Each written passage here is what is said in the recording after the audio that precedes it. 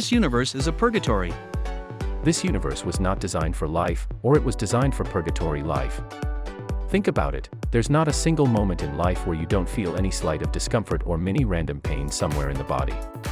Adding to this, you are constantly reminded of your mortality. Everyone you love around you is either aging, sick, dying, or dead. We are so designed to suffer, that during the 10,000 years of modern human existence, we lived in poverty and food scarcity, and our bodies evolved to be energy efficient. But now we have all the food we want and more, we don't need to suffer natural raw wrath, but now we suffer from metabolic diseases all over the place because we have too much food. So, if you don't want to die from a metabolic disease, you better live near starvation levels and private yourself from tasty food. Literally, anything you do will gradually kill you, even if you do nothing at all. Now, even if you try to live as healthy as possible, nothing stops you from suddenly dying in an accident, where you don't even need to be at fault, or having a random stroke and falling flat on the floor without warning. So why bother, right? And you thought it would end here? Oh no. No good purgatory earns the title just with these listed above, there is more. If you acquire a random shitty disease or are born with one, you'll probably live enough to see any innocuous disease evolve into a cascading effect where other systems of your body start failing. For e.g., imagine you have anxiety, now you will also suffer from IBS, and other stress disorders that have real physical consequences such as, ultimately, heart failure. How dare you to have a disease, right? Now you must pay with more related diseases. Another example is if you are born with a minor bone defect that years down the road damages joints, etc. Aha, and you would think it would end here. Oh boy, no. Never know. Imagine that one day you will have the technology to simply ditch our meat bodies and live in a virtually indestructible body with zero system defects, no diseases, nothing. This would fix all the aforementioned issues, right? Awesome. But no. Then you have the second law of thermodynamics that states entropy can only rise in the universe as we know it, so even if you beat biological suffering and mental suffering, you will live long enough to witness the universe's self-destruction. And that's it, this shitty piece of structured information energy that we call space-time is just a fancy purgatory. If God exists, he is certainly an evil motherfucker. If I'm having a party or something similar, the invitee list is 100% up to me.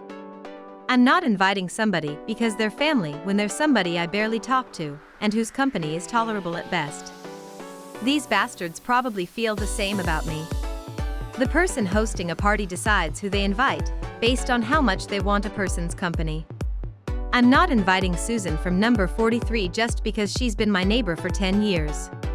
I'm inviting my friends who I know well, talk to, and get along with.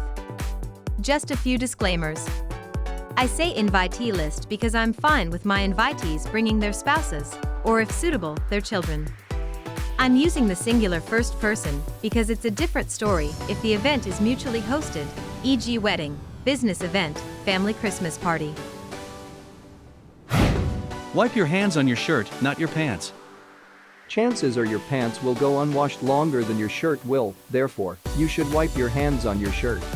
Plus, dogs will spend less time sniffing your pants, investigating your dining history for the last month or so. Eating pizza crust first. Pros: you will start with the best part that is really telling about how good the pizza is. You get to eat the dry part first, which means that the rest of the pizza will be cheesy as heck. Cons: I really couldn't find any cons for this one. Minimalism is the superior design language when it comes to logos. There has been a lot of talk as of late, mocking and lambasting corporations for adapting their logos to be more minimal. People think it's dumb, but I think in a majority of cases it's the right move. A logo, in my opinion, should reduce a brand's image to the simplest degree possible while still being recognizable. Bad minimalism would be cases in which it's simplified beyond this point of recognition, but I don't think that happens often. Take the Pringles man for example. He's pretty iconic, and a lot of people were irritated when they simplified his design. Remove those, and you still know it's him. That's how a good logo should be. If someone tans regularly in tanning beds or booths, I immediately distrust any choice they make. Like for real, you're going to go stand in a box that blasts ultraviolet rays into your body to make your white ass brown because you feel compelled to be darker?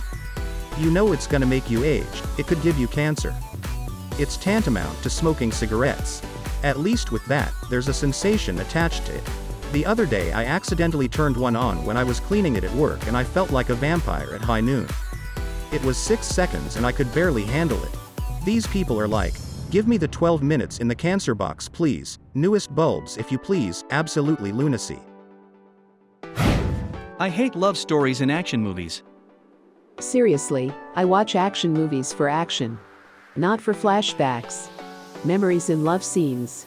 I've made a habit of just skipping them, which makes my wife angry, but seriously, half the episode is this crap. These things have a time and a place, and the middle of a bank robbery is neither.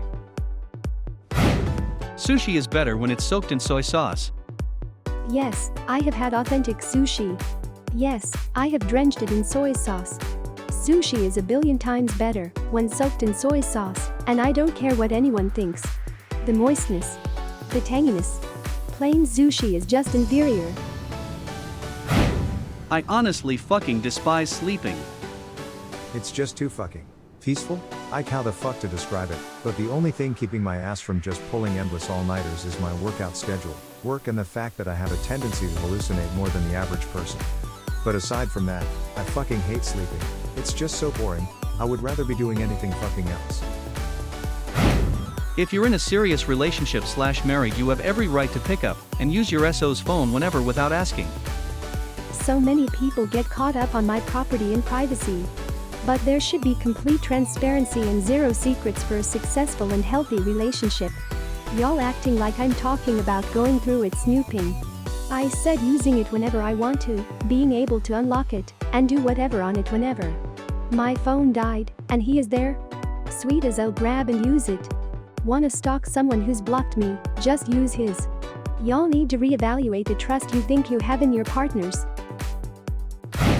People don't always treat you better when you become more good-looking. I'm a 30-something male, and I have gone between well-groomed with nice clothes and feeling great, too fat, beardy and sloppy clothed multiple times since my 20s, and here is my take. As pretty, yes, you get approached by strangers like cashiers etc. way better, people smile and you don't feel as invisible. But when it comes to friends and colleagues, I feel a lot more included when less pretty. People listen to my funny stories and laugh, they ask me out about things, and generally, I'm more accepted as one of them. When I'm in a good spot where I've lost weight, feeling confident and wear nice clothes, people tend to give me an alright whatever, pretty boy vibe, and if I tell the same stories now, people look at me either as humble bragging, one-upping, lying, or straight up trying to get a pity story out there, even though my humor always has been to joke about my failures or shortcomings. I had a conversation at an after work with a guy about dating, and you could tell he got mad when I said it was difficult online dating even if we talked about the same stuff 2 years ago when I was a mess. He said, well, easy for you to say, you look good. I answered with, well, my personality might be shit, thought about that. And he lit up, thinking I just confessed to being the prick he imagined or something. Just because I feel good and look better, I'm still that insecure fat guy somewhere. I don't magically become this eccentric handsome dude. I've had dates where the woman doesn't believe my intentions are true because obviously I just want another trophy on my shelf. It's exhausting, and honestly, the reason I keep swinging between fat, sloppy and fit are groomed when I think about it. Since most people don't agree, I posted it here, would like to discuss the topic and maybe change my view on it.